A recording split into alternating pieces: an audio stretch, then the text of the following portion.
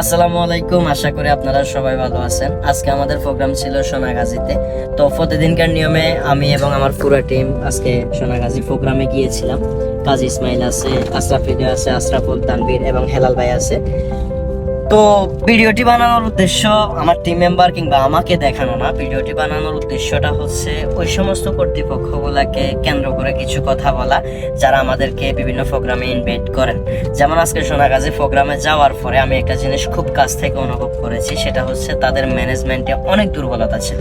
ভাই দেখেন, আমি অতি নগণ্য একজন মানুষ, আমার জন্য যে অনেক হাই লেভেলের সিকিউরিটি লাগবে, অনেক কিছু মেনটেন করতে হবে, ব্যাপারটা এমন না।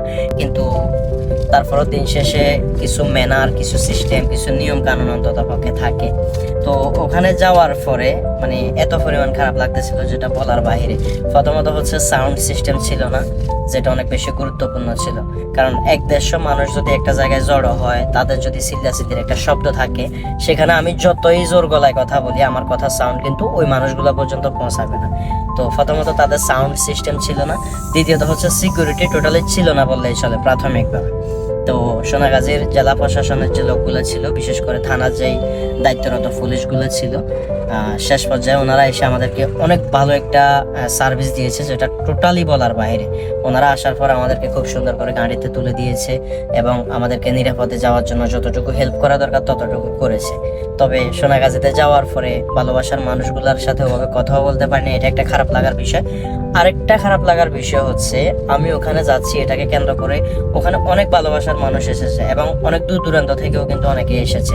তো ওই মানুষগুলো আসার কারণে আশপাশের অনেকগুলো গাড়ি চালক যারা, তারা ভোগান্তির শিকার হইতে হয়েছে, দোকানদার যারা, তারা ভোগান্তির শিকার হইতে হয়েছে।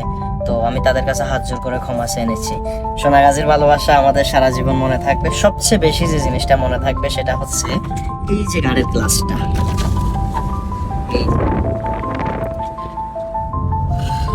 তো যাই হোক, আমি আন্তরিকভাবে ওই সমস্ত মানুষগুলোর কাছে ক্ষমা প্রার্থী।